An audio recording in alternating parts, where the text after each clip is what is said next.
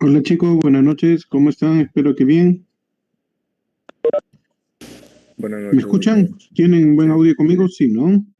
Sí, doctor. Ya, perfecto. Entonces, no vamos a perder más tiempo y vamos a iniciar.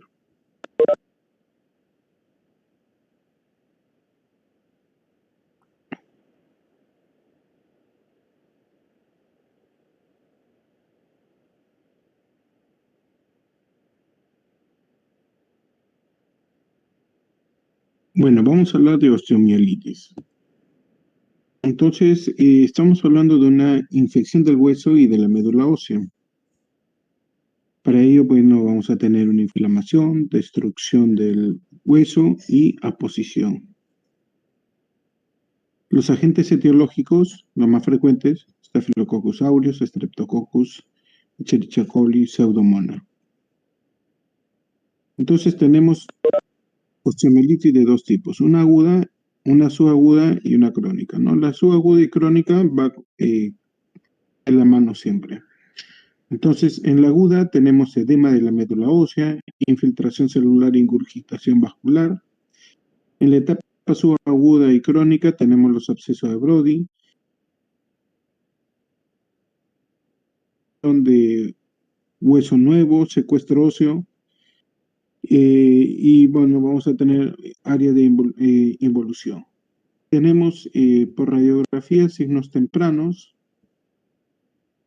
En la radiografía tenemos la sensibilidad es baja al inicio de la enfermedad, entre 43 a 75% y una especificidad de 75-83%.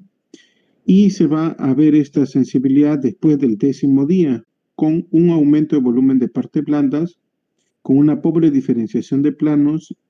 Entre el 10º y el 21º día vamos a tener mejor sensibilidad y especificidad con una reacción perióstica y destrucción cortical. Entonces, por radiografía, como vemos en la primera semana, nosotros podemos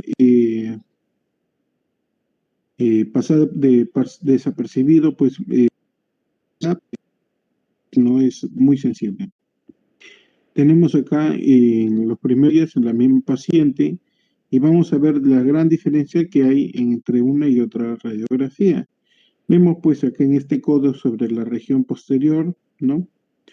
Del olecranon, vamos a ver pues después de algunos días de enfermedad, o sea, después del 10º día, vamos a ver esa pobre diferenciación de planos, tanto el subdérmico, plano muscular y óseo, con una radiolucidez superpuesta que no se va a poder definir en los primeros 10 días anteriores.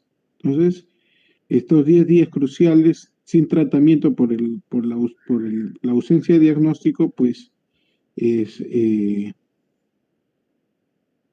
importante, porque si hubiera habido esos 10 días iniciales de tratamiento, pues las lesiones hubieran sido menores.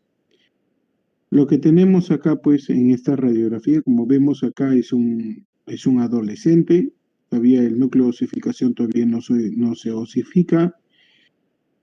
Tenemos unas imágenes radiolúcidas, ¿no? Redondeadas, que comprometen y destruyen las corticales, ¿no? Vemos acá una imagen superpuesta radiolúcida también, que hemos estado hablando en el caso anterior, una imagen radiolúcida superpuesta. Vamos a ver esa pobre diferenciación entre la cortical y los planos superficiales. Entonces acá tenemos algunas colecciones y tenemos acá compromiso cortical. Vamos a hacer la diferenciación entre esta radiografía de tobillo, también en un adolescente, con este tobillo en una resonancia magnética.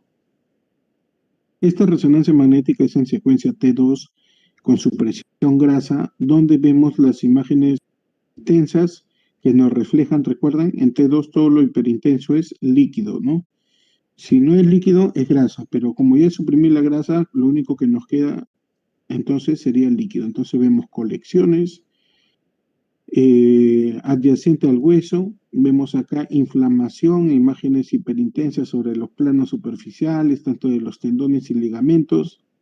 Hay un derrame articular también incrementado y lo que pasa en el hueso, también vemos una hiperintensidad que nos estaría diciendo que hay un edema óseo.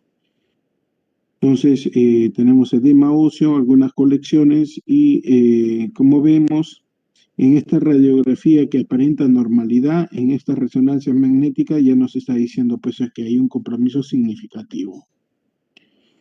Lo que vemos acá en un paciente diabético, lo que estamos viendo después de el cambio en 2 meses, ¿no? Tenemos acá el tercer dedo, vemos acá pues eh, una cortical conservada, vamos a ver una osteopenia difusa entre todas las estructuras óseas y no vemos nada más importante, pero ¿qué es lo que pasa en 2 meses posteriores con una herida en esa parte del dedo?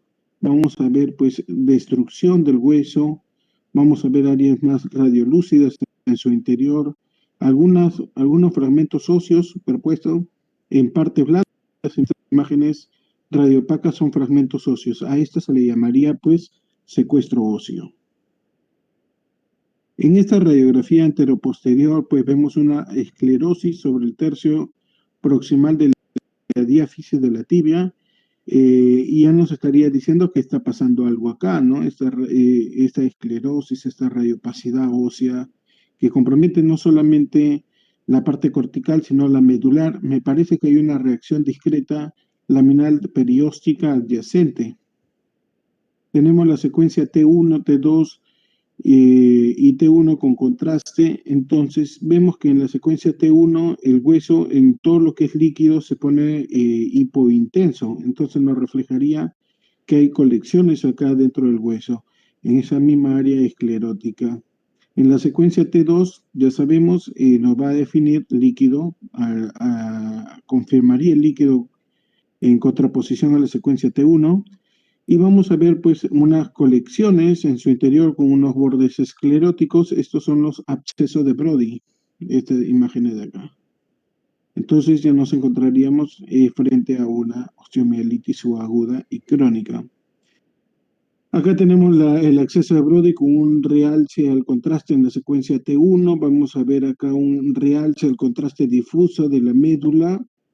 Y vamos a ver pues acá también una reacción inflamatoria adyacente al hueso, ¿no?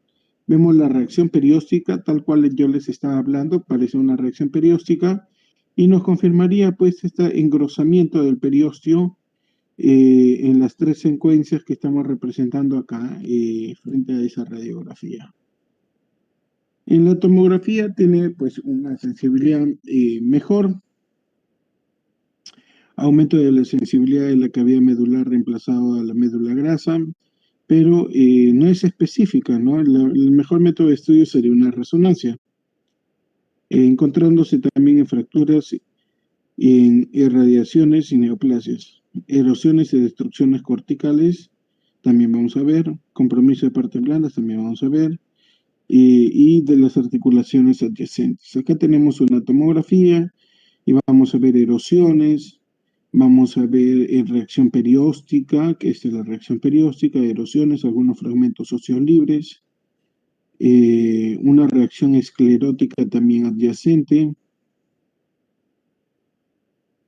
En la tomografía acá en partes blandas y en reconstrucción ósea, vamos a ver pues la colección, esto es colección, estos puntos negros son gas, entonces ya nos está diciendo que es pus, y por el compromiso adyacente destructivo del hueso, miren cómo ha destruido el hueso, acá se ve un absceso de Brody con una reacción perióstica y colecciones dentro del hueso, entonces nos reflejaría, pues acá tenemos eso, un estudio contrastado. El realce al absceso, periféricamente, pues nos confirma que es un proceso inflamatorio con colecciones en su interior. Acá tenemos una comparación entre esta tomografía del quinto dedo, del quinto metatarso, con una resonancia magnética del mismo paciente en el quinto metatarso. Y vamos a ver, pues en esta tomografía pasa como una estructura ósea anatómicamente normal, no se ve colecciones, no se ve engrosamiento ni nada de todo lo que le he dicho. Pero en esta resonancia magnética, nosotros vamos a apreciar acá en esta secuencia T2, vamos a ver la hiperintensidad, ¿no? La hiperintensidad de la médula que nos refleja edema óseo. Entonces, en la resonancia magnética la sensibilidad llega hasta el 100% y una especificidad bastante alta, puesto que hay a veces algunos casos que no es osteomielitis, pero por eso disminuye un poco. Entonces, la definición es la misma, la que ya les estaba hablando. Acá tenemos sobre la fisis, pues en la resonancia, en la secuencia T1 y T2, en STIR, que es una T2, vamos a ver pues una hiposeñal difusa que compromete la cara interna de este cóndilo femoral, y nosotros vemos acá en la secuencia STIR, que es una muy parecida a la secuencia T2, vamos a ver el edema óseo, algunas colecciones, ven acá sobre la fisis, con un borde esclerótico, no representado pues anatómicamente en este. Vamos a ver, miren, el derrame articular. Vamos a ver acá el derrame articular. Vamos a ver líquido periarticular, perióseo y edema óseo. En esta radiografía nosotros estamos viendo, pues hay una alteración en la morfología de la cabeza del segundo metatarso. Vamos a ver una aparente erosión ósea con una radiolucidez superpuesta, como si estuviera pues gas en su interior. Le hacemos la resonancia magnética y vamos a ver pues que en esta área comprometida, en esta secuencia acá tenemos es un corte coronal. Vamos a ver pues un engrosamiento perióstico, edema de partes blandas, y acá tenemos el compromiso inflamatorio. En esta radiografía aparenta normalidad, es un tobillo de un adolescente, todavía no hay una osificación completa pues de la epífisis, y en la resonancia magnética pues vemos de que no está tan normal, porque ahí miren, hay líquido peritendíneo, periarticular, que nos estaría diciendo pues que acá hay, miren, un proceso inflamatorio, una hiperintensidades, que está sujeta pues a esta porción distal del hueso.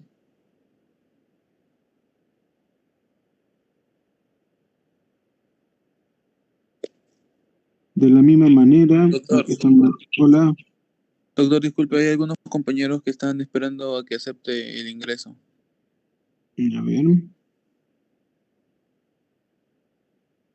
Ya, listo, gracias.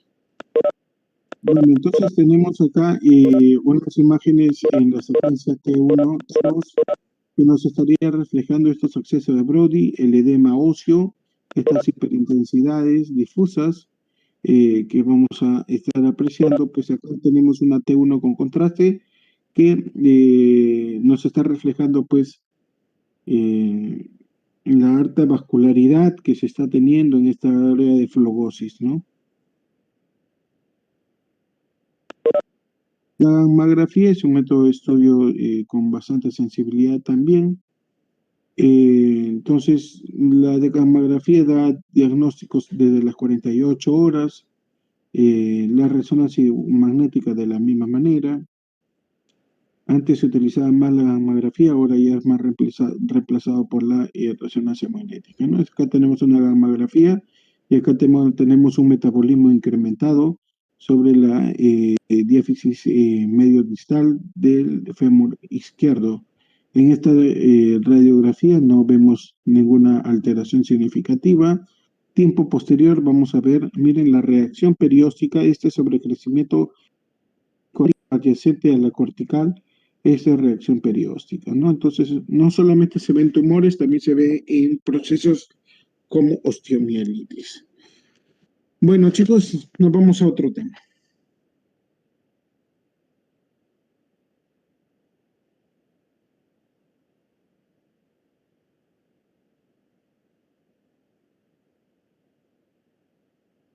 Columna vertebral. Bueno, y vamos a saltar algunas cosas, van a estar en el sistema para que ustedes lo lean. Anatomía, yo no estoy para explicarles, ustedes ya lo saben. Vamos a ver la parte radiológica. Siempre hacen, ustedes cuando quieren hacer un análisis de columna, siempre piden lo más mínimo es una frontal y una lateral, chicos, ¿ya? Excepto que solamente su punto de diagnóstico sea una escoliosis, pedirían una AP nada más, ¿no? Y si su punto es una lordosis, un apinzamiento, una listesis, sería una lateral. Pero si tienen la duda de qué cosa tiene el paciente y quieren diagnosticarlo completamente, piden siempre una frontal y una lateral. También hay otras incidencias que son las oblicuas, que nos va a ayudar a observar los agujeros de conjunción, oblicua derecha, oblicua izquierda, una hiperextensión y una hiperflexión que se llaman las radiografías funcionales, que nos va a ayudar pues a ver si hay movilización o pinzamiento de los cuerpos vertebrales que no se visualizan pues en las incidencias normales, ¿no? Tenemos pues el arco anterior, acá tenemos un tubérculo del ligamento transverso, la apófisis odontoides, tiene que haber una distancia entre ellas y lateralmente. El arco posterior, acá tenemos la parte anterior. Tenemos que siempre seguir las líneas posteriores para ver si hay algún desplazamiento, alguna listesis. Esta imagen de la línea anterior es un ligamento longitudinal anterior, la de acá es la posterior, la de acá sería el ligamento amarillo. Acá tenemos la médula espinal, el líquido cefalorraquídeo es blanco que continúa pues desde el cráneo, todo lo rodea la médula. Hay algunas calcificaciones que van a ver ustedes posteriormente a la región cervical, que son pues el ligamento nucal calcificado. Miren esta radiografía, tenemos una rectificación o una pérdida de la lordosis normal.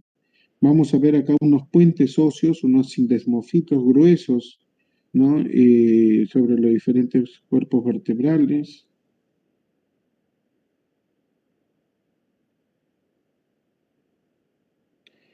Vamos a seguir, la parte anatómica ustedes mismos son. Como ven en esta radiografía frontal o AP, vamos a ver pues hay una curvatura patológica con una convexidad, o sea, donde apunta es convexo, izquierda, ¿no? A una concavidad derecha. Es lo mismo, estamos hablando de lo mismo, que está apuntando a la izquierda, convexo. Y donde se hunde cóncavo derecho, convexidad izquierda. ¿Ok? Acá tenemos una radiografía lateral. Piensen en algo importante. Los pedículos se ven acá.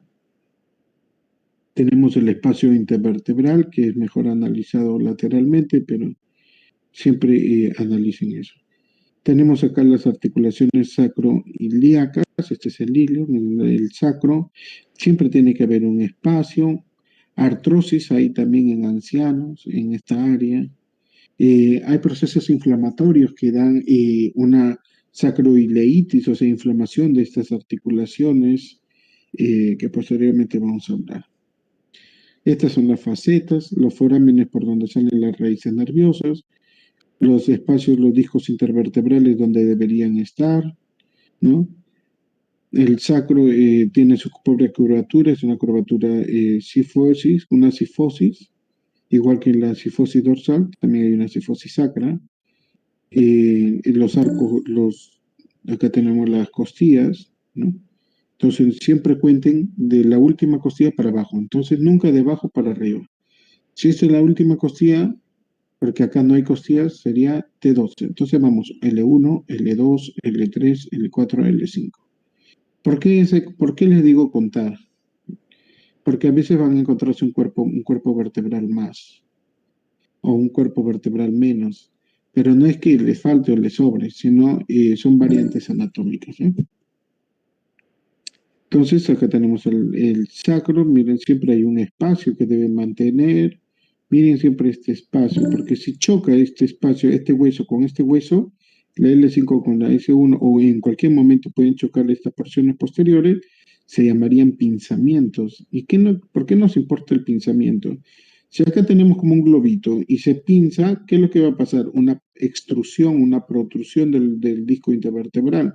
Y si sale el disco, o sea, protruye el disco intervertebral, ¿qué es lo que aplastaría? Serían las raíces nerviosas, ¿no?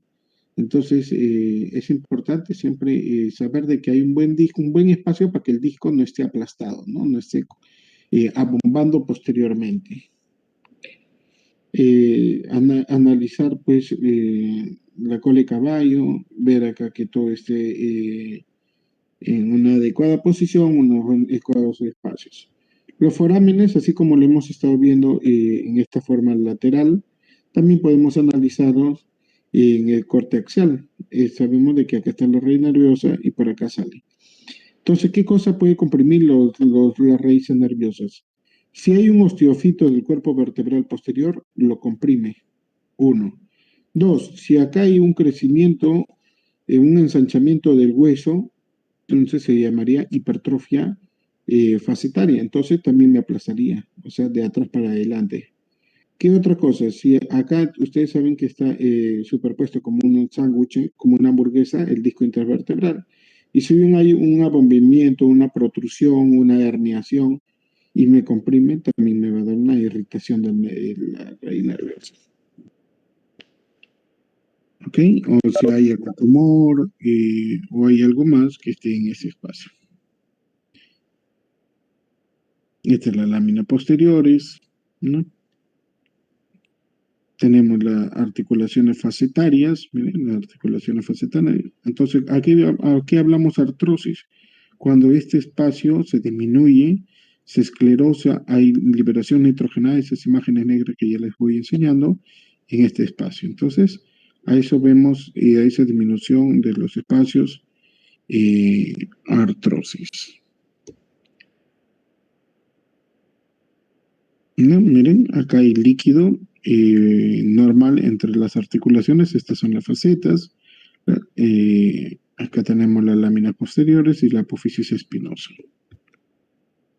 Este es el espacio, los forámenes, miren, la amplitud está normal, está bonita, las raíces nerviosas deben salir así, sin apretarse con nada. Entonces acá tenemos los ligamentos longitudinal anterior, longitudinal posterior, ligamento amarillo, los ligamentos interespinosos, también ligamentos transversos. Acá tenemos la médula espinal con su conformación anatómica. Antes existía un estudio que se realizaba, se llamaba mielograma. Actualmente ya no se hace este estudio. ¿Por qué no se hace? Porque este estudio se utilizaba antes que existiera el resonador magnético. Y lo que querían demostrar era, inyectaban contraste al canal medular, se llenaba de contraste todo este espacio y nos va a reflejar muy bonito si hay alguna protrusión discal, ¿no? Entonces era para ver si realmente hay alguna protrusión discal posteriormente. No se utiliza porque ya es muy doloroso, tiene efectos adversos, el paciente se desmaya, se descompensa y puede ser traumático y iatrogénico. Entonces es muy riesgoso porque es invasivo. Actualmente con la resonancia magnética no tendrías por qué estar haciendo todo esto. Y miren cómo se veía, cómo se analizaba antes el mielograma. Vamos a ver acá de la prominencia discal. Acá miren cómo se ha ido para atrás el cuerpo vertebral. Acá hay una retrolistesis. Acá tenemos se ha ido hacia adelante una anterolistesis. Ahí se observaba el espacio del canal medular. Entonces, hay una incidencia radiográfica cuando ustedes quieren analizar, pues, la relación de la apófisis odontoide con el atlas. Piden ustedes proyección transoral. Le dicen al paciente que abra la boca y hay el disparo directamente hacia la apófisis odontoides. Miren siempre las facetas, los forámenes que tienen que tener una amplitud muy similar unas a las otras. Como ya les vengo diciendo hace buen rato, es para ver si hay algún compromiso, compresión del espacio foraminal del canal medular. Y bueno, hay diferentes distancias, las medidas y todo eso, yo les voy a alcanzar. No quiero perder tiempo en eso.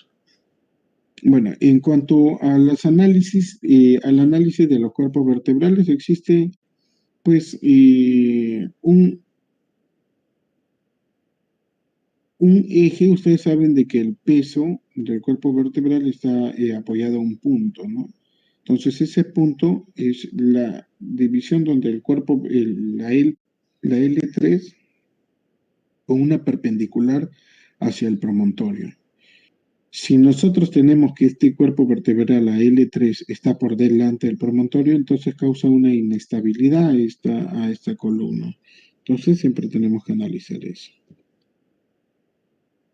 Entonces, ¿qué cosas tenemos que analizar? Primero, alineación, cuerpos vertebrales, unión disco vertebral, disco intervertebral, elementos posteriores, canal medular y retroperitoneo. Todo esto se evalúa en una resonancia, en una tomografía, y algunas cosas dejamos de evaluar en una radiografía porque no se puede ver, ¿no? Pero en la gran mayoría hay que analizar todo. Entonces, hablar de una hiperlordosis o una rectificación. Si vamos a hacer una división entre la parte inferior del cuerpo vertebral L5 y la L1, hacemos, así como hacemos el ángulo de Cobb, una perpendicular, es ahí, si sacamos el ángulo, lo normal es que mide entre 20 a 60 grados. Si es mayor de 60 grados, llamaríamos hiperlordosis, significaría que la columna está más angulada anteriormente. Y si la columna es menos de 20 grados, entonces significa que está casi paralelo, entonces una rectificación de la lordosis. Mientras es más recto, significa que están más contraídos los músculos para vertebrales, ¿ok? Y también tenemos una angulación sacra. Entonces, lo que le decía, si la sacra está muy hacia atrás, o sea, la cola está más para atrás, entonces a esto le llamaríamos hipercifosis sacra cuando es el grado, pues, mayor de 60 grados y de 45 grados de B, y es normal cuando es menor de 45 grados. El eje estático es lo que le decía, la división entre una X al cuerpo vertebral L3 y se saca una perpendicular y tiene que coincidir con el promontorio. La listesis tenemos 4 grados de listesis, 25% cada una de ellas, antero, hacia adelante, retro, si se va para atrás el cuerpo vertebral, y si ustedes miran la columna en la incidencia anteroposterior, y si se va hacia un lado, también existe la laterolistesis. Son más raras, más difíciles de producirse. Entonces acá tenemos, si es grado 4, es si va a aumentar de acá para adelante, ¿no? Entonces grado 4, desde acá para acá. El ángulo de Cobb, lo que le decía, para hablar de escoliosis tiene que medir mayor de 10 grados. Si mide menos de 10 grados, pero hay una curvatura, entonces solamente es posición escoliótica, actitud escoliótica o posicionamiento escoliótico, es lo mismo. ¿Cómo se saca? Así es. Del cuerpo vertebral más inclinado con el más inclinado superior, se sacan las directrices, el ángulo, y este es el ángulo. Entonces hablamos de leve, menor de 20 grados, moderada de 20 a 40 y severa mayor de 50. Las que se operan son las severas, ¿no? La altura del cuerpo vertebral está condicionado pues a que no haya deformidades. Hay algunas variantes anatómicas que es cuerpo vertebral en mariposa, que significa que el cuerpo vertebral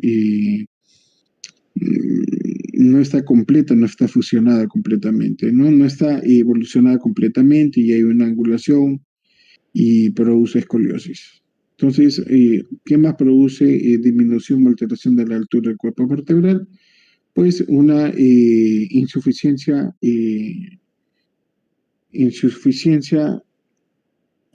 osteoporótica, ¿no?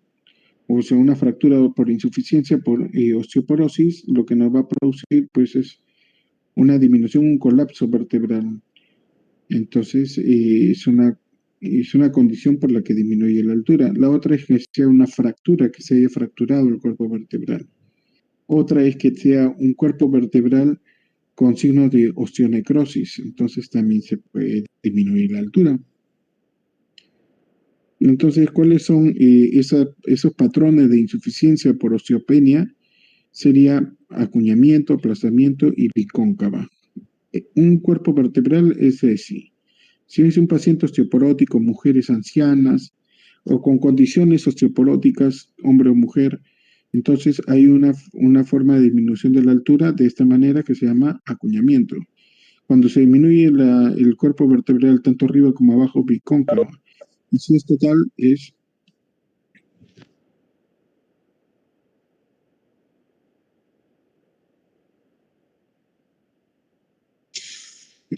por aplastamiento.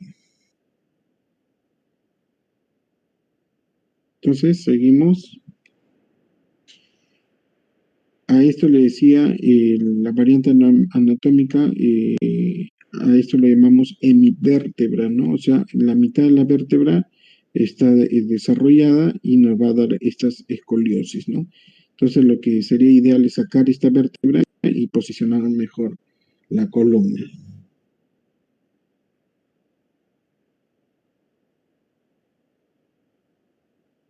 Sigamos. Bueno, y en cuanto a la infiltración grasa, significa pues que los cuerpos, la médula, tiene unas hiperintensidades, tanto observables en las secuencias T1, T2, y si le hago la supresión grasa, va a verse más oscura, pues se va a oscurecer. Tenemos islotes de la médula grasa. Miren, acá tenemos la secuencia T1, T2 y tenemos STIR, y miren cómo se oscureció, tenemos islotes de grasa, ¿no? Son variantes anatómicas, no hay nada malo. En la médula roja también se puede definir anemia. Vamos a ver estas discretas hiperintensidades moteadas que nos va a reflejar pues anemia también. Hay un tumor óseo benigno que se llama hemangioma, que lo llaman en cinturón ¿cómo se llama? En tela de corduroy, como es esta, ¿no? ¿Recuerdan al corduroy? ¿Lo conoce? Se parece a estas pliegues, ¿no? Perpendiculares, y donde nosotros en la incidencia axial vamos a ver unas imágenes puntos, que son estas imágenes, que en la secuencia T1 y T2 se va a ver líquido, o sea, hiperintenso. Entonces, este es el patrón sal y pimienta, cuero de ¿cómo es? Tela de corduroy. Entonces, a esto se llamaría hemangioma vertebral. Hay diferentes tipos de hemangioma. Y hueso compacto se llamaría islote óseo. Esta imagen, bueno, que se ve pues densa, con densidad ósea, porque es una tomografía, entonces es un islote óseo, o hueso compacto también. La metástasis suelen dar imágenes líticas y blásticas con hiperintensidades. Miren estas imágenes hiperintensas en múltiples niveles y en diferentes cuerpos vertebrales. Tenemos en los arcos posteriores. Entonces es una metástasis. Tenemos hiperplasia difusa también. Vamos a ver estas imágenes también, como le dije, en anemia. Se va a ver discretamente hiperintensas, difusas, en los diferentes cuerpos vertebrales.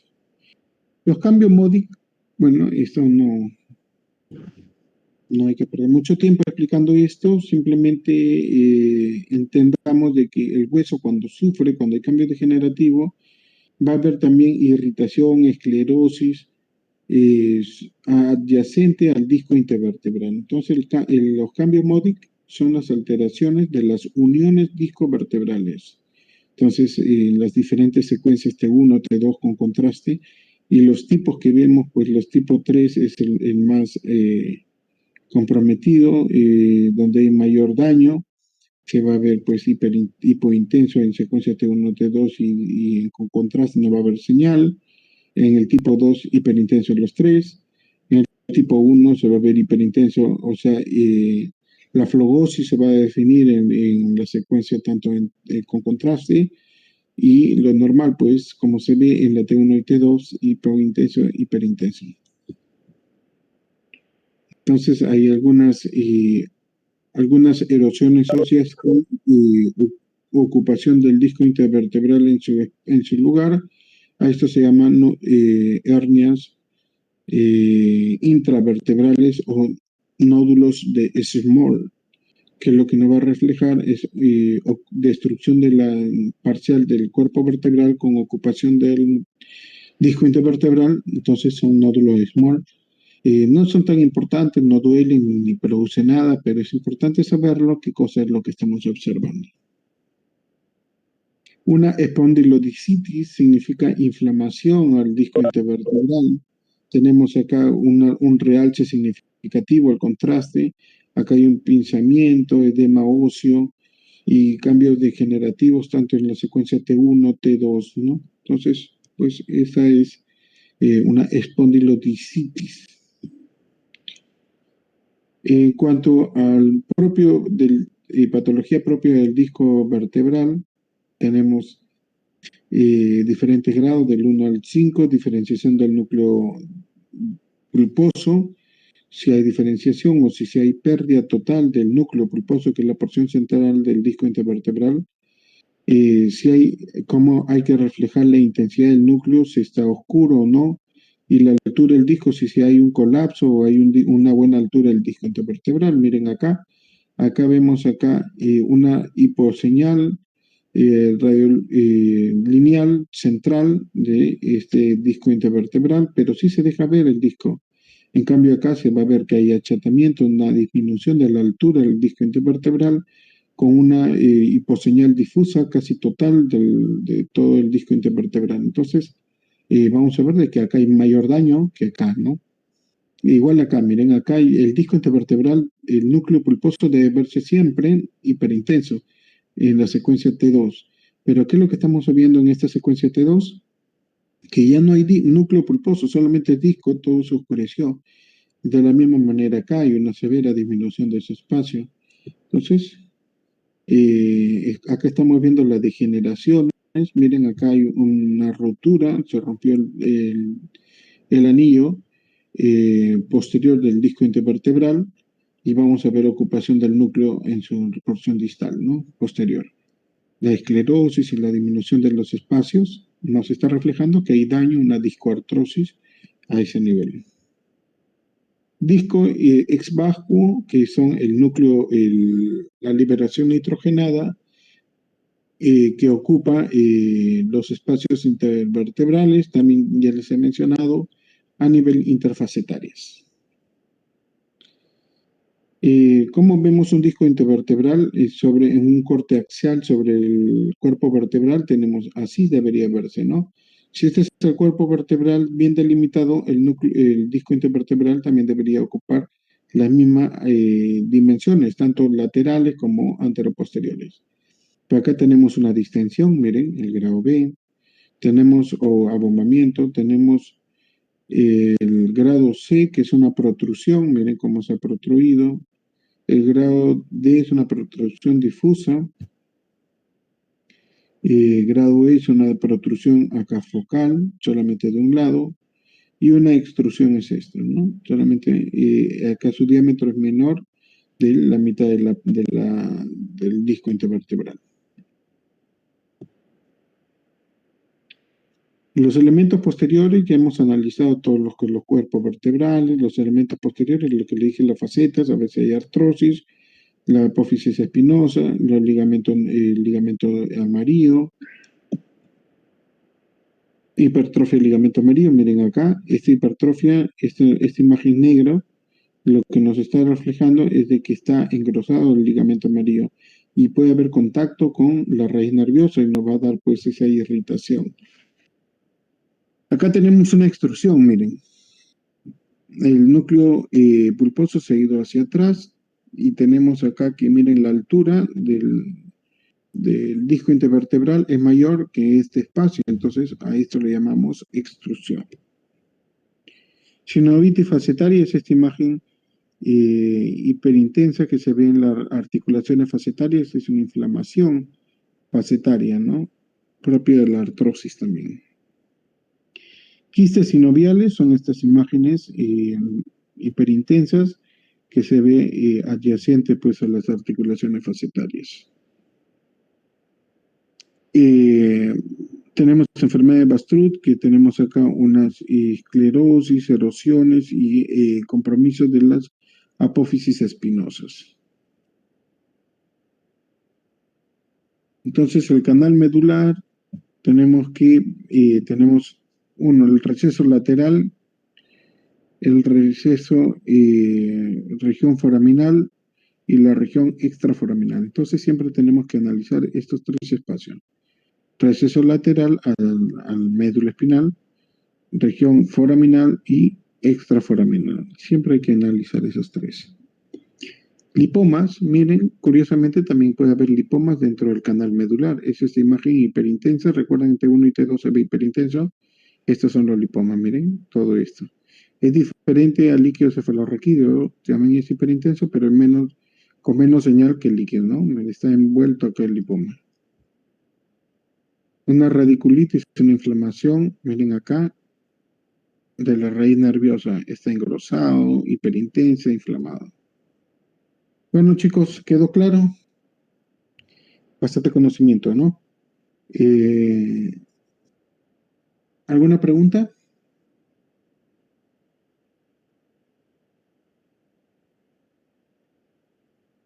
¿Me escuchan?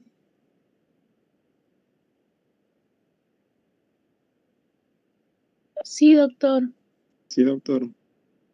Y como se quedan callados. Ya, entonces quedé con Orlando que coordinen con ustedes. Este jueves quería invitarles a algunos de sus compañeros, los que desean, a participar y enseñarles a ustedes de forma práctica para enseñarles con ustedes mismos lo que es ecografía, cómo se ven los órganos, cómo se debe evaluar. Entonces, quiero dividirlos en dos grupos. Lo podemos hacer este jueves un grupo y el otro jueves el otro grupo. Lo vamos a hacer en caso quieran de 10 a 12, si los que puedan, ¿no? Y los que quieran, hacerlo en mi consultorio que está ubicado en mi casa, ¿no? Entonces, está frente a la Plaza Mayor de Nuevo Chimbote, en el pasaje, en el primer pasaje, donde está la pollería Chimú, ahí en un tercer piso, ahí está mi letrero.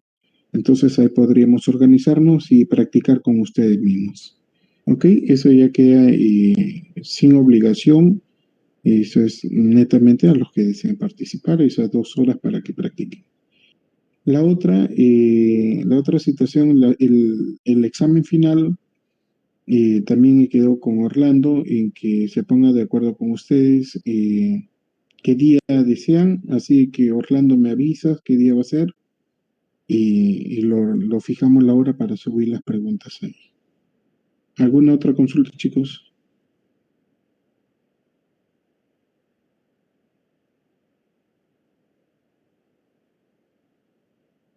Doctor, no, por el momento no. Ya.